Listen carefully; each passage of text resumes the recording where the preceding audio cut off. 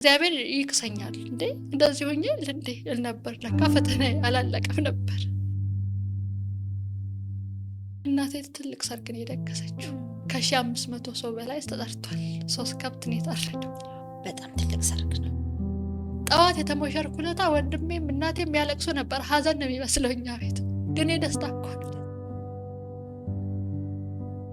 ፍቅር ግን ነበር። እኔ እወደዋለሁ። አንድ ቀን መታኝ፣ ሳክሮ ደበደበኝ። በጣም ነው እንዳይሆን ነው የመታኝ። እግዚአብሔር አውጥቶኝ ነው እንጂ ሞት ነበር። ጸጉሬ ወጣ ነበር፣ ጭንቀት ስላለብኝ ጸጉሬ በጣም ረጅም ነበር። እንዲህ የተቀመጥኩበት ወንበር ውስጥ ጸጉሬ ነበር። ፈት መባል በጣም ከባድ ነው፣ በቃ ያስጠላል። እህቱ ደወለችልኝ። አልፈልግም ብሏል፣ ተጽናናሽ እንዴ ነው የተባልኩት። ቤተሰቦቹ መጨረሻ የተለያየንበትን ቀን ልንገርሽ።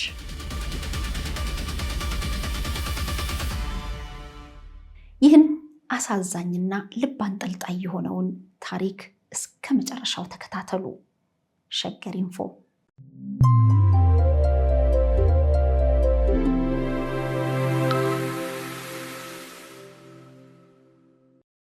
እናቴ ከሰው በታች ሆነች እንዴ በእኔ ባለማግባት ስላለው ብቻዬን እኮ ነው የማወራው። ላግባ እንዴ ልካሳት እንዴ? ፍቅር እኮ የለም፣ ሀዘን እኮ አልወጣም። እኔ እኮ ማታ አለቅሳለሁ አሁንም። በአንድም በተዘዋዋሪም ሰው ከመጣ እኔ ጋር በወንድነት በሴትነት ሊያወራኝ ትዳር ነው ፈልገው ታገባኛለህ ብዬ ነው ጥያቄ። ኧረ እባክሽ በእውነት የፍቅር የሪሌሽንሺፕ አብሮ የማሳለፍ ነገር አልነበረኝም። ለምንድን ነው ሀገሩ ላይ ታገባ ብሎ ሙሽራዋ በቃ ከዛን ህይወቴ የቆመን መሰለኝ። ሀገሩ ላይ እንትን ስለሚል ስለተወራ አትነሳም ብለው የሚያስቡኝ መሰለኝ። በቃ እና እናቴ ተጎዳችብኝ። ከዚህም በኋላ እንደዚህ ተጎድታ ልጄ ታገባለች፣ አይ ልጄ ህይወቷ የምትል ይመስለኛል። አትለኝም እኮ አፍ አውጥታ፣ ግን የሆነ ነገሯን ሳይ ደስ አይለኝም። ከዛ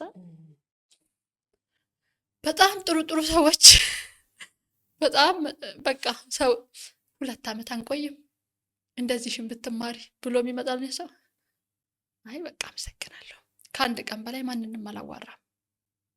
ትዳር ነው የምትፈልጊው? ትዳር ነው ፈልገው። እጮኛሽ ካረፈ ከምን ያህል ጊዜ በኋላ እንደዚህ አይነት አይምሮሽ ውስጥ ይመጣ የጀመረው? ዓመት ምናምን። ከዓመት በኋላ በቃ እንደዚህ ሰው ሳገኝ ምናምን ሲያገኘኝ ምናምን እኔ ትዳር ነው ፈልገው ነው የምለው። የልጄን አባት ያገኘሁት እንደዛ ብዬ ነው። እሱ በፊት ያቀኛል፣ ዱባይ እያለ ያወራ የነበረ በምን በፌስቡክ። ከዛም ነገርኩት ስለ ልጁ።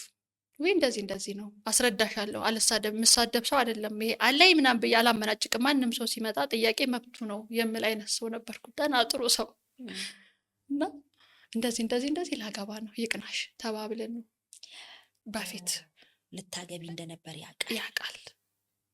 እና እዛው አካባቢ ነው፣ እሱም የዛ አካባቢ ሰው ነው። በአካል አላውቀውም፣ ባህሪውን አላውቀውም። የባሌ አካባቢ ሰው ነው። ሐዋሳ መንገድ ነው የሚሰራው፣ ኢንጂነር ነው። ፕሮፋይል ብላክ ሲሆን ነው ማውራት የጀመርነው። ምን ሆንሽ? ከስንት ጊዜ በኋላ ማለት ነው። ምን ሆንሽ? እንደዚህ ተፈጠረ። እሱ ነው እንዴ? ተወርቷል በጣም። ወይ እሱ ነው እንዴ ምናምን ነገር ሰምቶታል፣ ታሪኩን ያውቀው ነበር። አዎ ውይ በጣም ያሳዝናል ምናምን ብሎኝ በዛው ነው ማውራት የጀመርነው። ከዛን ብዙ አላዋራው። በአካል ግን ሳትገናኙ አላገኘሁም። ከጮኛሽ ጋር በስልክ ነው በልጅነት እንደምንገናኘው ከተላፋም በኋላ በአካል ተገናኝተን አናውቅም። ሳንገናኝ ነው የሄደው በዛው እና በቃ ከዚህኛው ከልጅ አባት ጋር ማውራት ጀመርን። ከዛን ነገሮችን እኔ ነኝ ማሳጥረው። እኔ አሁን ምን ፈለግኩ መሰለሽ? ዳረች ልጇን፣ እናቷ አገባው፣ ተነሳው ማለትም ፈለግኩ። ግን እኮ ምን አሁን ማጆሮኛለሁኝና ምንም ማለት አልነበረም። ግን በጊዜው እኔ እንደዛ ነው የሚሰማኝ። ስራ ይዛለች፣ እንዲሄዳ እንዲያርጋላችኋለች። አሁን ደግሞ እንዲሆና ተነስታ አገባች እኮ እንድባል ፈለግኩኝ። በቃ ያ የሚለውን ድምፅ ማቆም ፈለግኩኝ። እሱ ደግሞ ግን በምትኩ ሀዘኑ እንኳን ሳይቆይ የሚል አሉታዊ ነገር አልሰጋሽም? አመት አልፎታል። ማንም ፖዘቲቭ አልነበረም። አባቱ እኛ ቤት ያስተናግድ ነበር። በጣም ነው የሚወዱኝ እኮ። እኔ ዛሬ ባገባላቸው የዛን ቀን እንደዛ ተፈጥሮ ደስ የሚላቸው ቤተሰብ ናቸው። ለአንቺ ህይወት ነው ለእኔ ህይወት የኔን ሀዘን እነሱ መቋቋም አልቻሉም። ሲያገኘኝ አባቱ በእኔ ምክንያት ነው የሚረበሸው። በእኔ በጣም ፖዘቲቭ ነበሩ። ተመስገን ሰብረው ያስቀሩኝ በእነሱ ምክንያት ነው ይመስላቸው እነሱ ራሱ። እና እንደሱ አይነት ፖዘቲቭ እንትን ኔጌቲቭ አመለካከት አልነበራቸው። ደስተኛ ነበሩ። አባቱ ነበር፣ የሰርጌ ቀን ነበር፣ ከብትርድ ቀን ነበር። ስለዚህ እንዳሰብሽው አገባሽ? አገባው አልኩት ልጁን። ተዋውቀን በ21ኛ ቀኔ ነው ያገባሁት። በ21 ቀን ሳንጋባ በፊት አንድ ቀን ያገኘሁት እዚሁ አዲስ አበባ ቀጠርኩት። መጣ፣ አወራ። በ21ኛ ቀኑ ያለውን ነገር ጭኖ መጣ።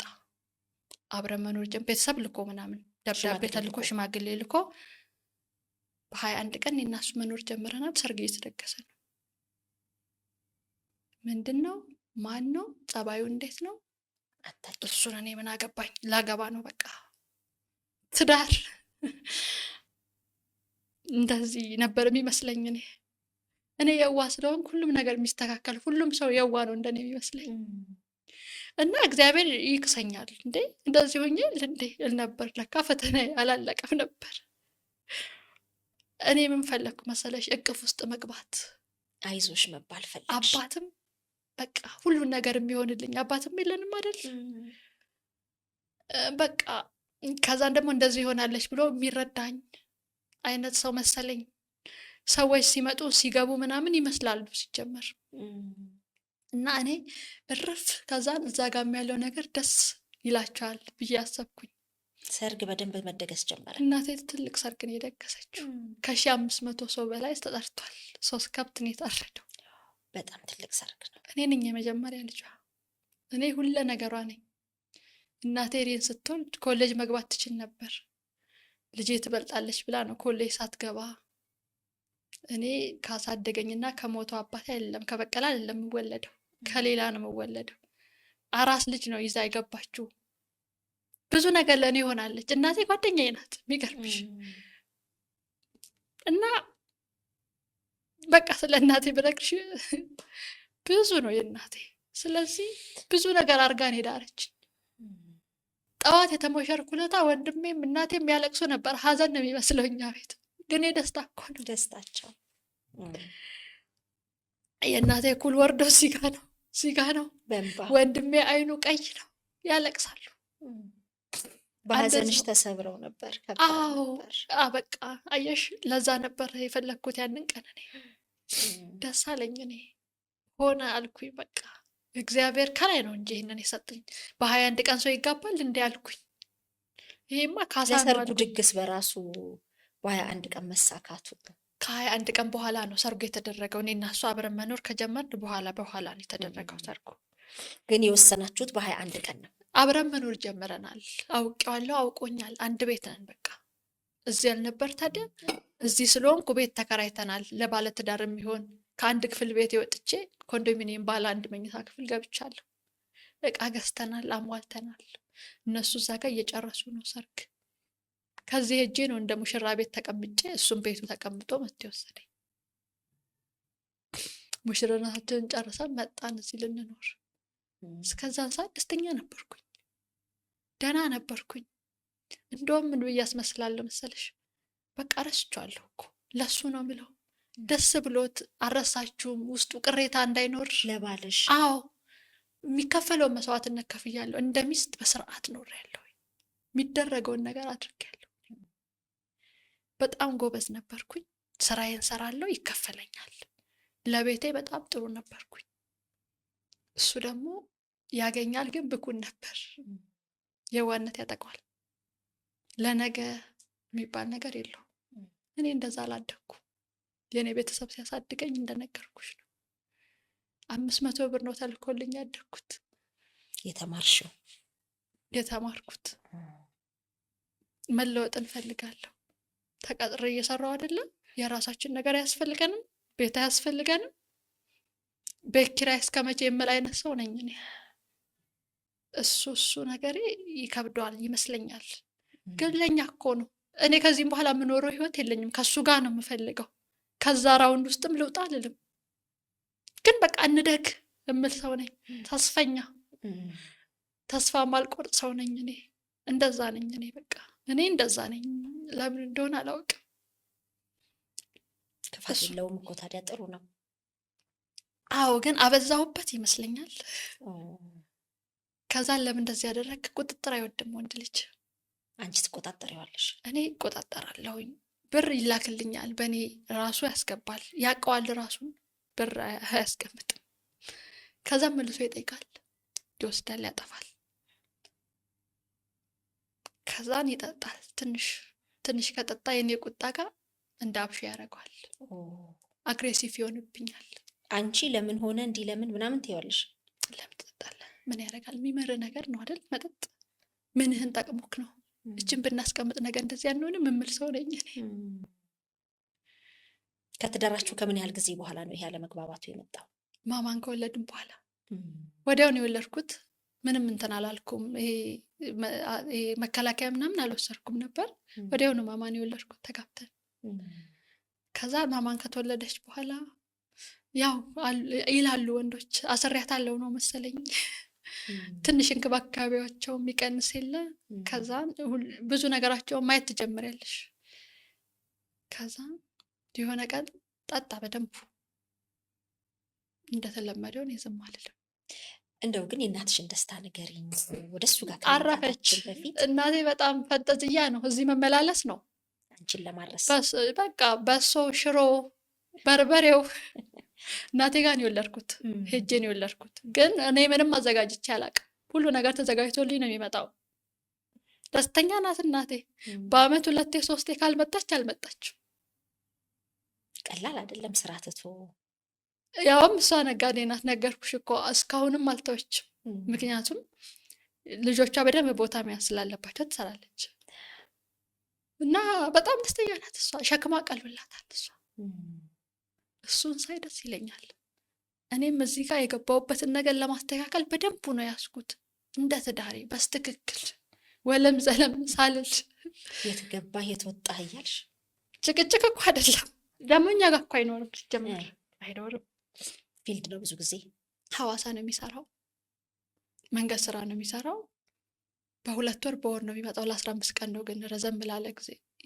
ያ እዛ ያለውን ማን ያየዋል? እኔ እኮ ሲመጣ የሚያረጋትን ነገር ብቻ ነው የምናገረው። ይሄን ያህልም አይደለም፣ አላይም። ሌላውን ማን ያያል? አላውቅም። ግን እኔ እድገትን ስለማስብ ነው። እንደዚህ አድርግ፣ እንደዚህ እናድርግ፣ ተመስገን በይ፣ ዛሬ ከበላን ይበቃል የሚል ሰው ነው። ይበቃል እኮ ተመስገን እኮ ላለሁኝ። ግን ሰው ደግሞ ለተሻለ ነገር መስራት አለበት፣ ማደግ አለበት። የሰው ልጅ አይደለን? ሀብታሙም አይጠግብም አይደለም? እኛ ምንም ያሌለን ሰዎች። እኔ ይሄ ባህሪ ነው በቃ። እና እንደዛው ቀጠልን። አንድ ቀን መታኝ፣ ሰክሮ ደበደበኝ። በጣም ነው እንዳይሆን ነው የመታኝ። እግዚአብሔር አውጥቶኝ ነው እንጂ ሞት ነበር። መታኝ።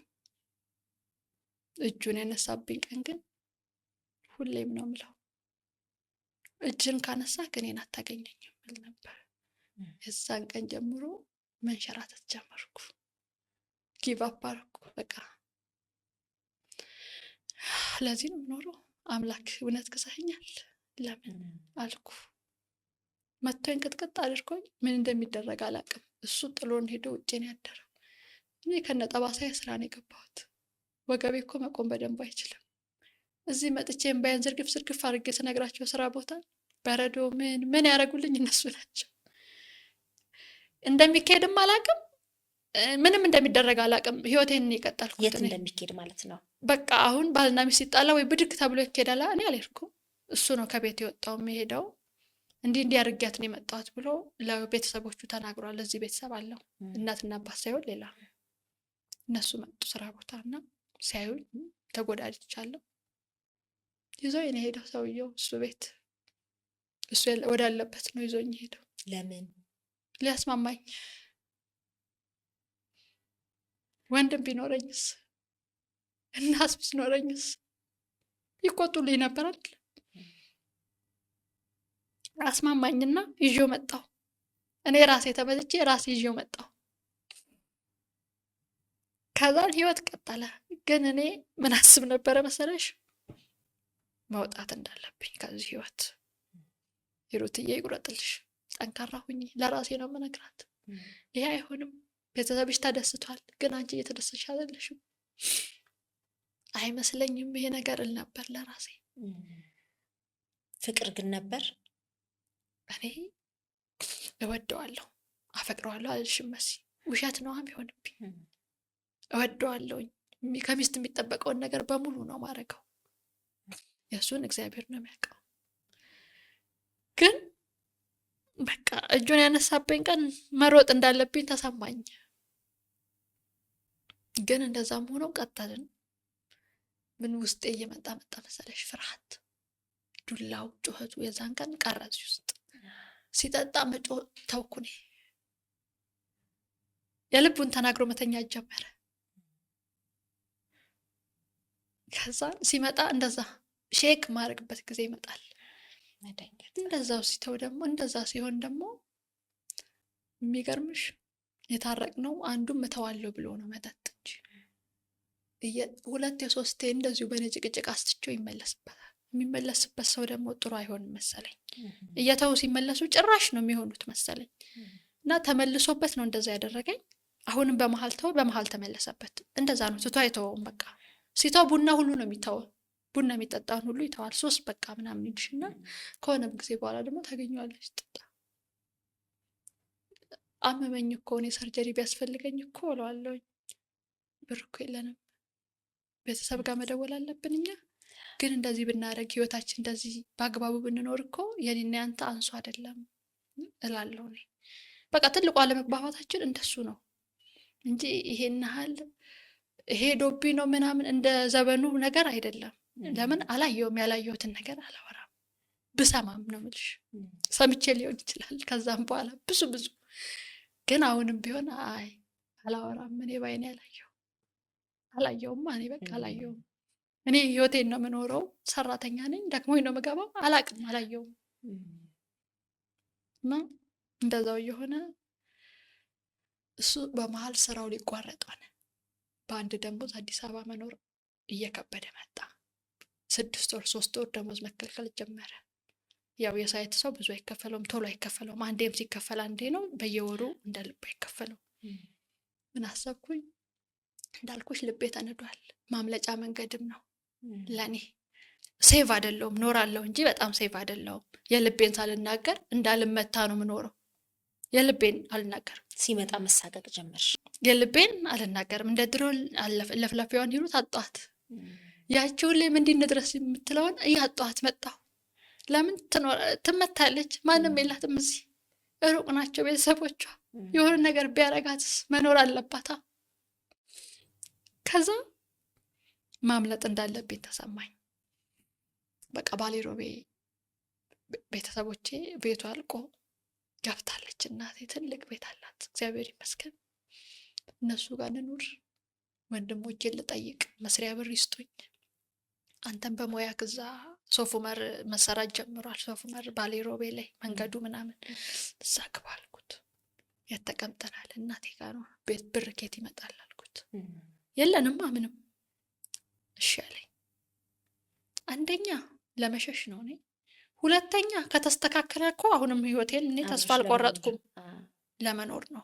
ግን አልከበደሽም? እናትሽ ቤት ባለቤትሽንና ልጅሽን ይዘሽ ለመግባት አማራጭ አልነበረኝም። በእኔ ደሞዝ ይርበናላ። በአንድ ሰው ደሞዝ አዲስ አበባ 15,000 ብር ከፍለሽ እንዴት ነው የምትኖሪው? የነርስ ደሞዝ እኮ ነው ያለኝ። አማራጭ አልነበረኝም። ለእናትሽ ግን ነገርሻት? አዎ አወራኋት ሁሉንም ነገር እና ኑ አለች። እናቴ ብቻዋን ነበረች ቤት ውስጥ እና አንድ ያሳደገቻት ሴት ልጅ ስላሌለን ሴት ልጅ ያሳድጋለች እና እሷ ብቻ ነበር ቤት ውስጥ። ኑ አለች። እሺ አልኩኝ። ሁለተኛ ደግሞ እናቴ ጋር ስሄድ ይፈራል፣ ብዙ ነገር ይተዋል ብዬ አሰብኩ እኔ። አሁንም እኮ ቁርጥ አላረገም። ትዳር መፍታት ለሴት ልጅ ከባድ ነው። በተለይ ክፍለ ሀገር ልጅ ስትሆኝ ደግሞ ትዳር መፍታት በጣም ከባድ ነው። ፈት መባል በጣም ከባድ ነው። በቃ ያስጠላል። እኔ ግን እንዳልኩት ዘልዬ ነው የገባሁት። ለመፍታት አልከበደኝም አልልም። 4 ዓመት ታምሜበታለሁ በደንብ። በተለይ 3ቱን ዓመት በደንቡ ታሽቼበታለሁ። ለመውጣት ብዙ ነገሬን ነው እንትን ያልኩት። ያውራ አሁን አድጌያለሁ፣ የፈለገ ነገር ይሁና ከህብረተሰቡ ጋር መጋፈጥ ጀምሬ ነው እኔ ስወስን የወሰንኩት። ግን እናትሽ ቤት ገብታችሁ መኖር ጀምራችሁ ነበር? አዎ በቃ ጀመርን። ጸባይ በጣም ስራ አቁሞ ስለነበረ ከበደን። ስራ አቁሞ ነው አንድ ሰው እንዳይተናገረው ትለናለች እናቴ። ደሞዝ የሌለው ሰው ነው። የኪስ ብር ስጩ። እኔ ወንድሞቼ ትመልሻለሽ ብለው ሰጥተውኝ ሱቅ ነው የምቀመጠው። የሆነ ሱቅ ከፍቼ ይዛች ከዛ የሆነች ብር ስጩ ለኪሱ ትለኛለች እንዳይሰማው። እሺ በቃ ማዘር ደስተኛ ናት በጣም። ቁርስ ምሳ እራቱን በስርዓት ነው እንደምትለው። ምሳ ደርሶ ተኝቻለሁ ብሎ እራት ሰዓትም ተኝቻለሁ ሊልሽ ይችላል። እሱ ተሳቆም ሊሆን ይችላል። ማሳቀቅ ሳይሆን እንዴት አይነት ባህሪ እንዳለበት ታውቂያለሽ? ከእናቴ ጋር በጣም ፍሬንድ ናቸው። እናቴ የምከብድ ሰው አይደለችም። መሳቀቅ ባህሪ የለውም። ግን ስራ ሳይኖርሽ ትዛባ የለ ሰዓትሽ ቢዛባ የለ። እኛ ቁርስ ብለን ስንቀመጥ እሱ ገና ተኝቶ ሊሆን ይችላል። እሱም ይስተካከላል ትላለች እናቴ። እና እኔ ደግሞ እሳቀቃለሁ። ፐርፌክት እንዲሆንልኝ ይፈልጋለሁ። ሬዲ ሁሉም ሰዓት ላይ ሬዲ እንዲሆንልኝ ይፈልጋለሁ። ከዛን ደግሞ እኔንም እንዲያግዘኝ ይፈልጋለሁ። ገባሽ? እንደ እጅ ለእጅ ተያይዞ ነው አይደል የሰው ልጅ ደህና ቦታ የሚደርሰው። እኔ እንደዛ ነው ማስበው። ከዛን ስራ አገኘ እሱ። ጎሻለን ካምፕ ገባ እዛው። ከዛን ቅዳሜና እሑድ እኛ ጋር ነው፣ ቅርብ ስለሆነች መኪና አላቸው ይመጣል። እንደዛው ልንመጣ አካባቢ ትንሽ መጠጥ ትቻለሁ ብሎ እንትን ሲል ነበር። የድሮ ጓደኞቹን አገኘ፣ መጠጣት ጀመረ። ደሞዝ ያዘ፣ ተቀየረ። ከዛን እንደገና አስቸጋሪ ሰው ነው በጣም አልልም። እኔ በጣም አይቼ ያውቃለሁኝ። ግን የእሱ ችግር ከጠጣ በቃ አይችልም። መጠጥ የማይችል ሰው ነው። የዋነት ያንሰው። እውነቴን ነው። ሰው እንትን ምንነት ግን ብኩን ነው፣ አይሆንም። ለራሱም ለእኛም ነው አይሆነው። ከእንደዛ አይነት ሰው ደግሞ መራቅ ነው ያለብኝ ብዬ አሰብኩኝ። ከዛ እየጠጣ መምጣት ጀመረ። 10 ነው የሚመላለሰው። እናቴ ቤት ሽንት ቤት የጠጣ ሰው እንዴት ነው 10 ለሽንት ይወጣል ይገባል፣ በማታ ምናምን ጓገጭ። እኔ እችን ነው ማክለው፣ እሳቅቃለሁኝ። ራሴ ነኝ ይዤ የመጣሁት። እናቴ ምንም አትለኝም። እንደዛም ሆኖ ምንም ማለት አትፈልግም። 1 2 ቀን 3 ቀን እንደዛ። ከዛን ጠዋት ብቻውን ጠርቼ ሱቅ ብቻችን የምንሆንበት መኝታ ክፍላችን እነግረዋለሁ። በጣም ይቆጣል እሱ። እንትን እንደዚህ በትንሽ ከጠጣ ይናገረኛል አስገብቶ ምናምን መኝታ ክፍል። መጨረሻ የተለያየንበትን ቀን ልንገርሽ። መስቀል ነበር፣ የመስቀል በዓል። ደመራ ውጪ ነው ይተከላል። እኛ ቤት ዘንድሮ ሞልቶልን አባወራ አለ ብለናል። ባሌ ሮቤ እናቴ ልጆቿ ናቸው የሚተክሉላት። በእርግጥ ግን ልጆቿም ስራ ስለነበሩ አባወራ አለ አሁን ተብሏል። ጠዋት መጣ። ማታ ደመራ ሊሆን ከሰሉን ጭኖ ምን ብሎ ከሰላም ጣልን ብለነው ነበር። ይዞ መጣ። ያው እኔ እንደታመምኩ ነው አልተወም ነገሩን። ከዛ መጥቶ በቃ ከእናቴ ጋር የሚባባለውን ነገር ብሎ ልቀበላት ሄጄ ሱቅና እሷ ምሳ መታት ብላ አለ። ደስ አላት። መተሳሰባቸው ብላ እናቴ ሂድና ላካት እስቲ እሷን አለችው። ልክ አስፓልት ሲወጣ ጓደኞቹ ናቸው የጠሩት። አልመጣም። አንቺ አራስቶኛል። ከዛም በፊት ደግሞ 3 ቀን ታምሜ ተኝቻለሁ። አልጠየቀኝም። እኔ መታመም ጀምሬያለሁ በሱ ጉዳይ። ቆየው ለራሴ። እናቴ 8 ሰዓት ደወለች። ምሳ ምን ነው ሁለታችሁም ስራ በዝቶባችሁ ነው? መች መጣ አልኳት። አልመጣም በቃ ዘግተሽ ነው ያለች። መጣሁ። እኔ ምሳ በላሁ። ፈራሁ አውቃለሁ ጸባዩን። ሲዝናና ሳይሆን ኃላፊነት አይወስድም ብዬ ደመራችሁን ግዙ አልኩኝ። ሴቶች አሉኝ ቤት እንደዚህ አንድ ሞግዚትም ለማማለች። ለምን እሱ አለ አለች ማዘር። አይ እሱ ላይ መቼ ይችላል ላይመጣ ይችላል፣ ዝም ብላችሁ ግዙ እስቲ። ጎረቤት እኔ ፈራሁ አውቃለሁ። እኔ ጉድ አውቃለሁ ራሴ። ከዛ ደመራቸው ተገዛ። ከቤተሰብ ጋር ነበረ እንትን የሚሉት እንዴ ከጎረቤት ጋር ነበር አንድ ላይ ደመራው የሚሰራው። አቀረብን፣ የኛም እንጨት ቀረበ። ሰሩ ወንዶች ስለነበሩ አጋጣሚ ተሰራ። ችቦ ግዙ አልኩኝ፣ ተገዛ። ለምን ትላለች ማዘር በመሀል። አይ ቆይ እንደዚሁ አልኩኝ። 12 ሰዓት ደረሰ። ቴክስትን ያደረገልኝ ሱቅ የምታሳድሪኝ ከሆነ በዚሁ አምሽቼ ሱቅ ልደር፣ እረስቶናል፣ ደመራው እረስቶናል ጭራሽ።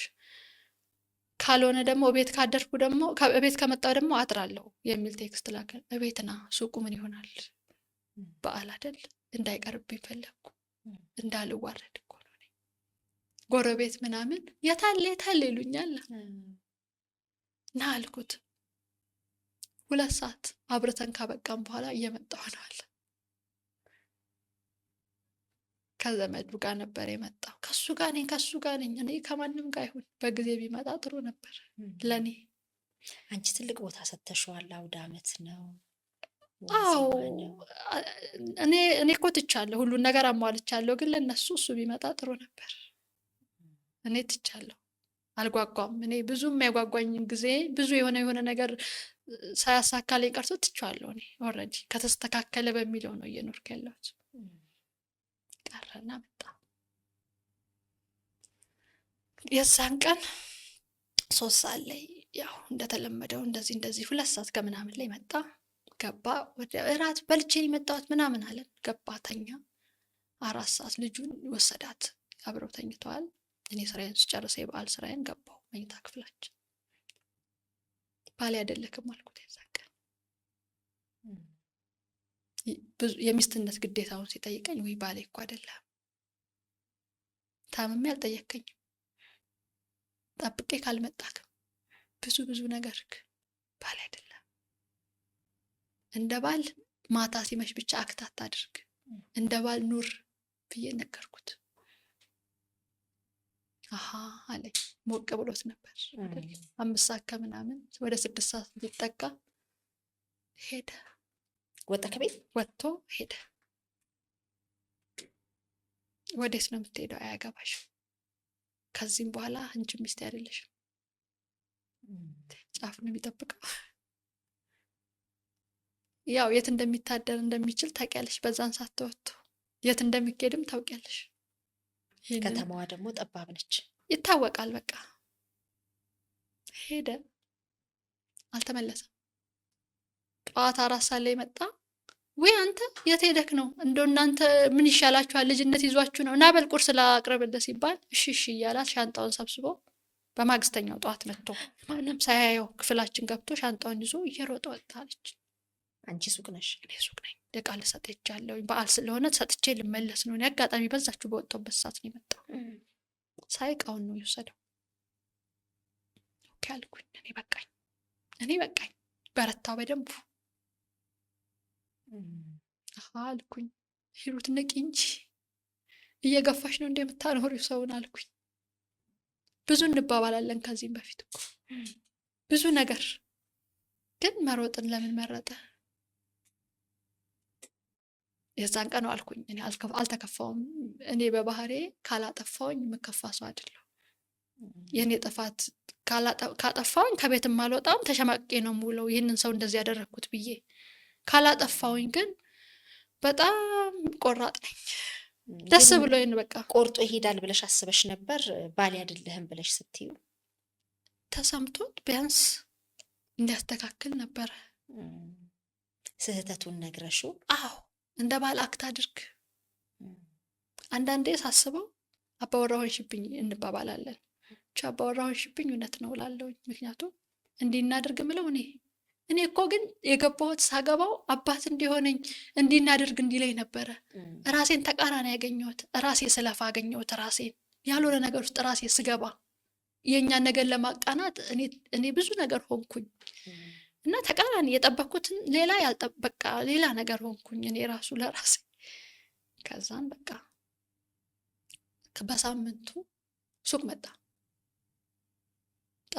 ጠጥቶ ነው የመጣው።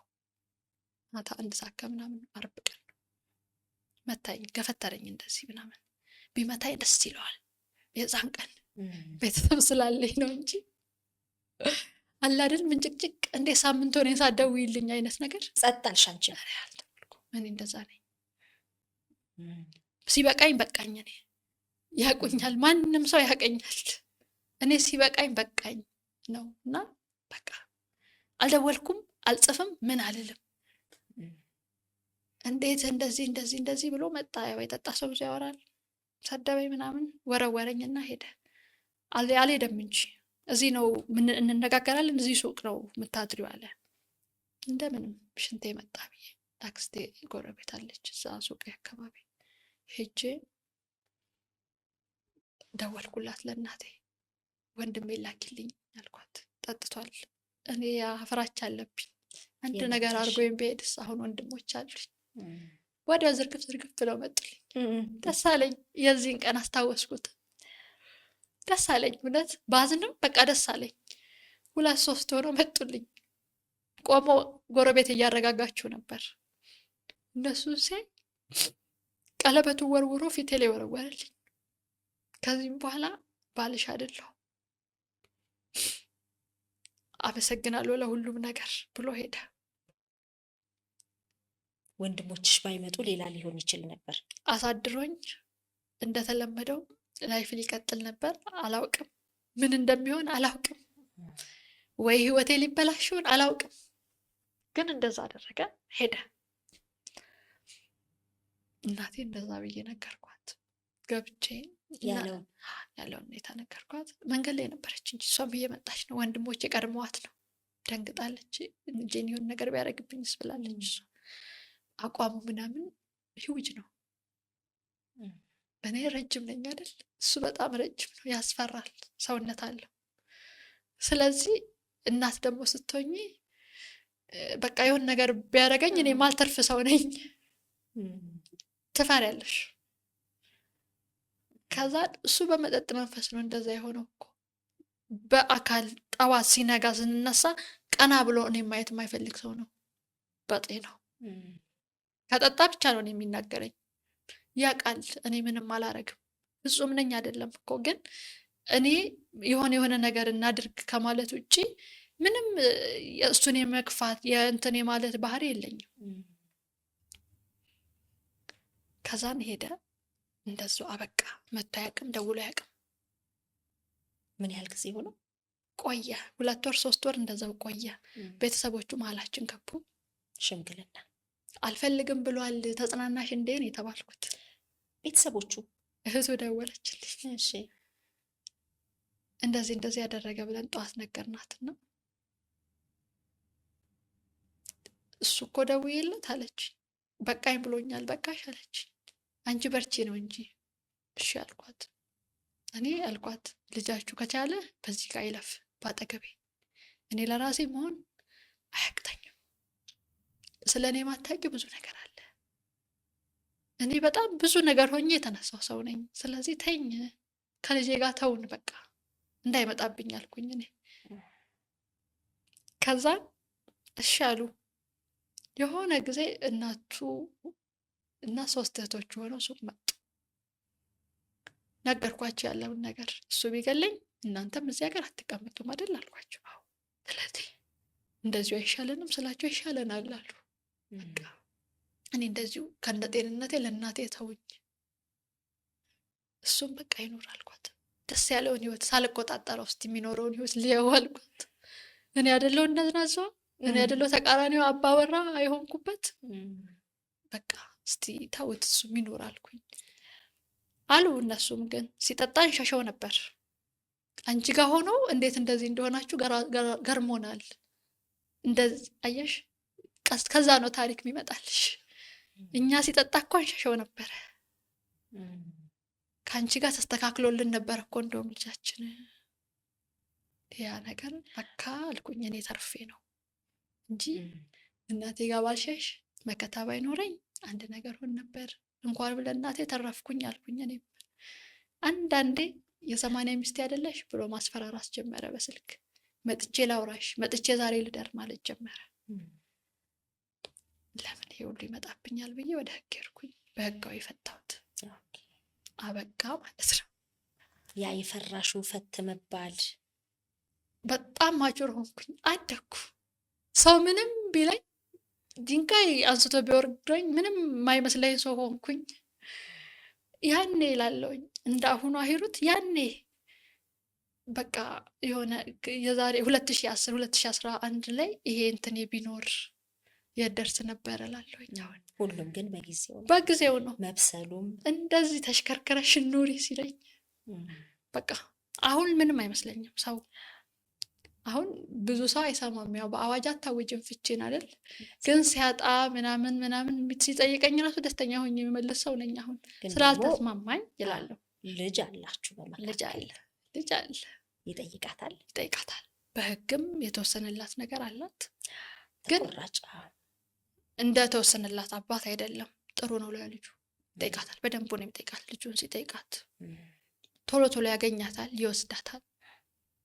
እንዳለ ነው እሷ ራሱ ኮንፈርት። እስካሁን የወደፊቱን አናውቅም። ደህና ናት።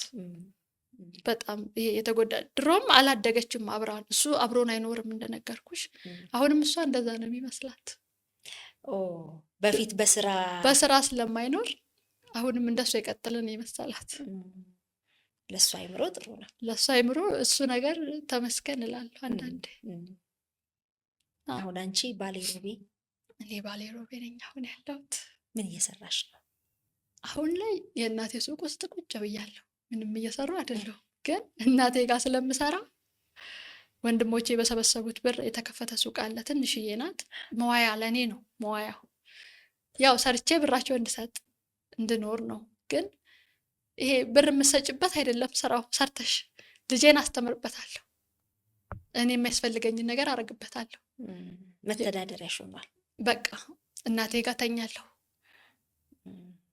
እና ሶሻል ሚዲያ ላይ አሁን ትንሽ ቲክቶኬን ለማሳደግ እየሞከርኩ ነው። አዎ ቲክቶክ ላይ ታሪክሽን ስታጋሪ በቅርብ የሚያውቅሽ ሰው ነው ወደኛ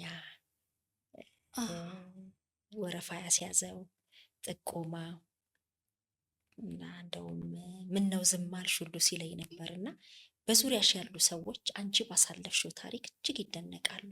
ጥንካሬሽን ይናገራሉ። እንዴት እንደሆነ ታውቂያለሽ?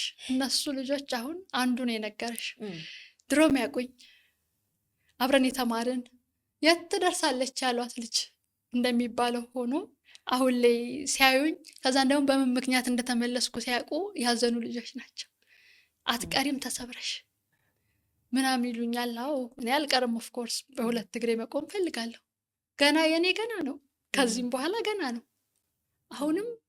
አሁንም ብዙ ታምር ማመጣ ነው የሚመስለኝ። እኔ እውነቴን እኮ ነው።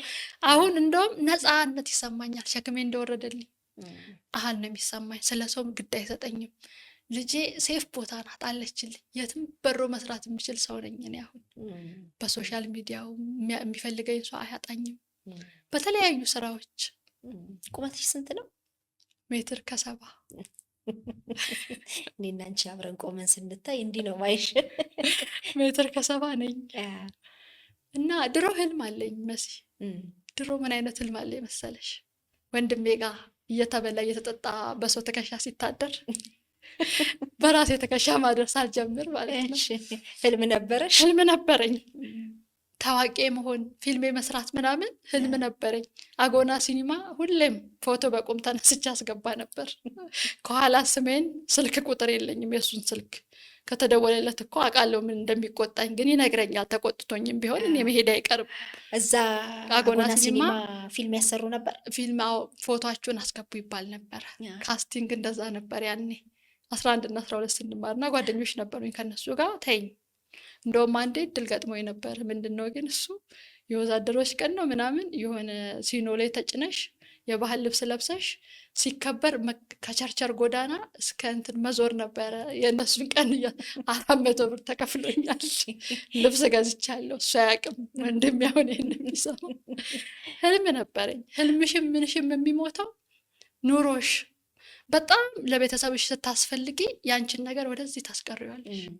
የኔን ነገሬን ብዙ ነገሬን ቀንሼ ነው እኔ ለእነሱ የኖርኩት። ብዙ ነገሬን ትቼ ነው የኖርኩት እና አሁን ላይ ነፃ ነኝ። ህልሜን መድረስ እችላለሁ። የፈለገኝ ሰው ካለ የስራ እድል የሚያመቻችልኝ ሰው ካለ ፊልምም ማስታወቂያ ሁሉንም ነገር ሰራለሁኝ አሁን ላይ። አሁን በዚህ መቀጠል ነው የምትፈልጊ? አዎ ራሴን የድሮ ምስላትን ሂሩት ማግኘት እፈልጋለሁ። ምክንያቱም እኔ አሁን ሸክም የቀለለኝ ሰው ነኝ። የምፈልገውን ያህል ደርሻለሁ የምል ሳይሆን በቃ ለመድረስ ታግዬ የቀረው ሰው ነኝ። ስለዚህ አሁን ደግሞ እናት ያለች ብርታት አለኝ፣ ልጅ አለኝ። እግዚአብሔር ከፈቀደ ይሳካል። በሁለት እግሬ ቆሜ ባሌ ሮቤ መተሽ የኔን ድርጅት ትመርቂያለሽ። ምንም ችግር የለም። ትልቅ ምቾት ተብሎ ተጽፎ ምናምን ስም ሁሉ ወጥቶለታል። ምቾት የቲክቶክ ስሜ ምቾት ነው፣ የቤት ስሜ ነው ምቾት። እናቴ ናት ያወጣች። ምቾት ነው የምትልሽ። ምቾቴ ለምን አለች መሰልሽ? ከኮሌጅ መግቢያ ትታ ነው እኔን ያሳደገች። ወላጅ አባት አለኝ እኔ በነገራችሁ ላይ በህይወት አለ። እሱ ስላላሳደገኝ በእሱ አልጠራም እንጂ አለኝ። እናቴ ተማሪ ሆና ነው እኔን ያረገዘችኝ 12ኛ ጨርሳ። አባትና እናት አልነበራትም። ልጇን ይዞላት መማር አልቻለችም። እኔ ግን አሁን እናቴ ያለች።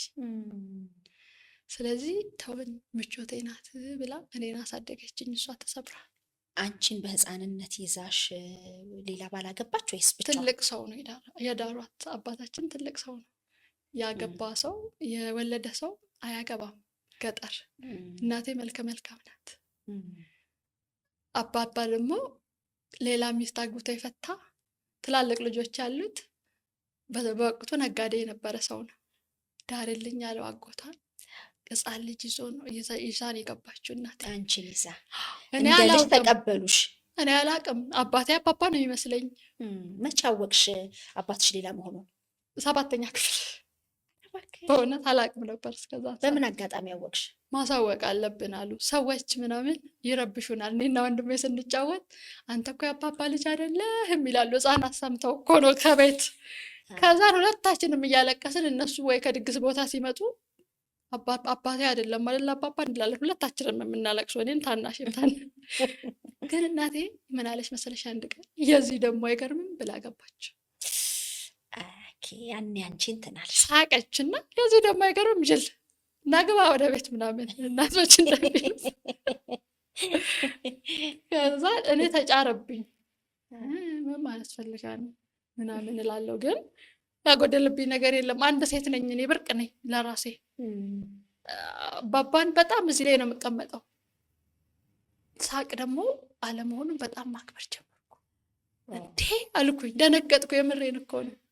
ፀጉሩን የነበርኩ ምላጫው፣ ጠፍሩን የነበርኩ የምቆርጥለት እስካለ ሰዓት ድረስ። በጣም ቅርርብነታችን እንደዚህ ነው። ሮቤ የምትባለዋ ከተማ አባቴን ካስተዋወቁኝ በኋላ ልጠይቃቸው ብዬ ስሄድ አባባ ብር መስጠት አይወድም፣ ለእኔ ግን እንዳልቀርበት ይሰጠኝ ነበር።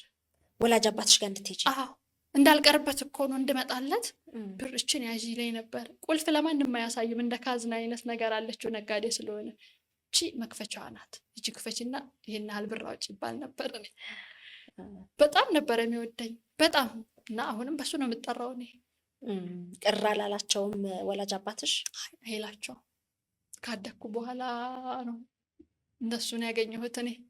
ስለዚህ ድሮ በእርግጥ በክፋት አይደለም፣ ያው እንደዚህ እንደሚያስረዱኝ ከሆነ በክፋት ሳይሆን በማጣት ማግባት ስለማይችል ብቻ ነው። ያኔ ተማሪዎች ናቸው ሁለቱ ምናምን እንደዛ ሆኖ ነው። እና ከዛን የራሱን ህይወት ኖረ። እህቶች አሉኝ በሱ ኖርማል ነው በቃ። እኛ ጋር አሁን እኔ ስዳርም መጥቷል አባቴ እንደ አባት።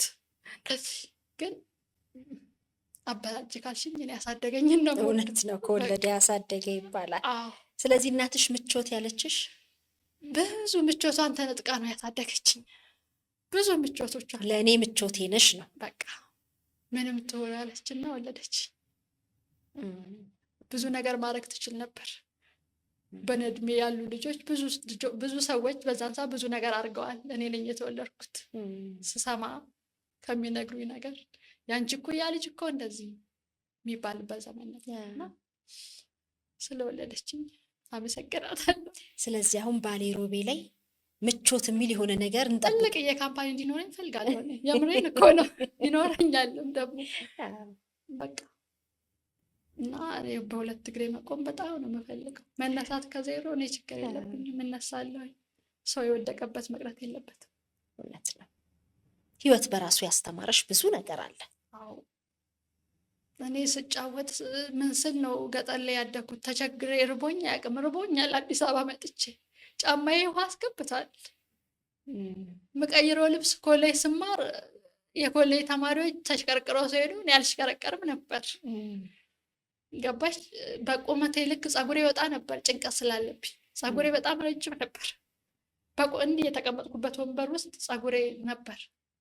ችግር ጭንቀት ስላለ ብዙ ነገር ሆኛለሁ። ግን ያው እግዚአብሔር አልካሰኝም አይደለም፣ እኔ ፈጣሪንም አላማርርም። ግን ከዚህ በኋላ ሊክሰኝ ይሆናል ብዬ አስባለሁ። የተሻለ ህይወት ሊሰጠኝ ይሆናል። ፈጥነው ለሚያገቡ ግን ምን ማስተላለፍ ትፈልጊያለሽ? አሁን ያንቺን ከዛ ከባድ ከሆነው ሀዘን ለመውጣት ለመሸሽ በ21 ቀን ትውውቅ ትዳርን መመስረት ከባድ ነው። አንቺም ደግሞ አለመተዋወቅ የፈጠረውን ነገርም እየነገርሽን ነበረ።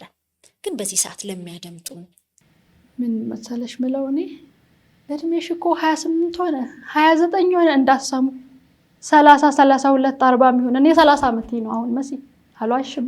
30 ዓመቴ ነው አሁን ሰኔ 16 ልደቴ ነው። ምንም ይሁን ቴንኪው ምንም ይሁን የሚሆናችሁም ሰው ሳታገኙ ሳትመረምሩ ሳታውቁት አታግቡ። የምሬን ነው። አንዳንዴ ብቻ መኖር ይሻላል። የማያስቡት ነገር ውስጥ ሌላ ድንግርግር ከማለት ገብቶ ይሄ ትዳር የማይታወቅ ሌላ ዓለም ነው ሲጀመር ራሱ። በቃ እዛ ስትገቢ ብዙ የምታረጊው ነገር የሚያስፈልግ ነገር አለ። አሁን እኔ በኢኮኖሚ ያላደገ ሰው እንዳታገቡ፣ ሀብታም ካልሆነ እንደዚህ ካልሆነ እንዳታገቡ አይደለም የሚያፈቅራችሁ የሚወዳችሁ ምንም ይሁን መለወጥ የሚፈልገውን ዓላማ ያለውን እሱም እንደናንተ ራዕይ ያለውን ሰው አግቡ ነው የምለው እንጂ አስቸኩሉ ለቤተሰብ ብላችሁ ምናምን። ቤተሰብ የአሁኑን የወደፊታችሁን ደስታ ነው የሚፈልገው፣ የአሁኗን አይደለም። አሁን ሊደሰት ይችላል፣ ግን ስትሰበሩ ከነሱ እኩል የሚሰበር ሰው የለም። እኔ መሰለኝ እንጂ አሁን እናቴ ደስተኛ ናት እኔ እንጃ። ጥያቄ ውስጥ እኮ ይገባል። ለቤተሰቦቻችሁ ስትሉ ለምንም ስትሉ ምንም ውስጥ እንዳትገቡ። ራሳችሁ መጀመሪያ በቃ የምትፈልጉት የሚወዳችሁ የምትወዱት ሲሆን ብቻ ግቡ። በደንቡ ተያዩ ስል ደግሞ አንዛዙት አይደለም በገደብ። አዎ በገደብ እንዳንቺም እንዳያጥር እንደኔ እንዳያጥር። በጣም የሚገርም ነው ያሳለፍሽው የደረስሽበት ብስለት። አሁን አደግኩ ስትይ የሚገርም አገላለጽም ነው። የሚገርምሽ ስቶሪ ታይሜን ስለቅ ብዙ ሰው ሰድቦኝ ብዙ ሰው አድንቆኝ ሊሆን ይችላል።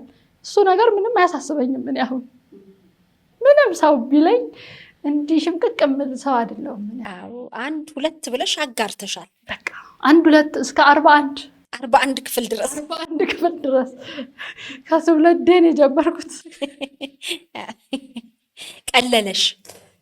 ቀለለኝ ሳለቅስ አደርኩ። የተናገርሽለት? አዎ ሸክም ሲወርድ ታየኝ። ያው ቢናገሩት ሁሌ የሚከፋል እንጂ የሚቀል ነገር ግን አለው። በጣም ነው የሚቀል ነገር አለው። እኔ የምመክረው ሰውን ሌላም እንደዚህ ውስጣችሁ ታምቃችሁ እንዳትሞቱ ነው የምለው። አንዳንዴ ተናገሩት፣ ተንፍሱ እላለሁ። ለምን ከመተንፈስ እኔ ለውጤን ስለማቅ ነው የምልሽ። እኔ ጠዋት ሰው አልነበርኩም። አሁን ለምሳሌ ጠዋት እነሳለሁ። ድብር ብሎኝ የሆነ ነገር አስታውሻ አልተኛም። ሂሩት መቆም አለብሽ እኮ ትልቅ ደረጃ እኮ ትደርሻለሽ። ገና ከዜሮ ነው አይደል የጀመርሽው? የነገሽን ማን ያውቃል? ለድርጅትሽ አሁን ነው መስራት ያለብሽ እላለሁኝ። እነሳለሁኝ።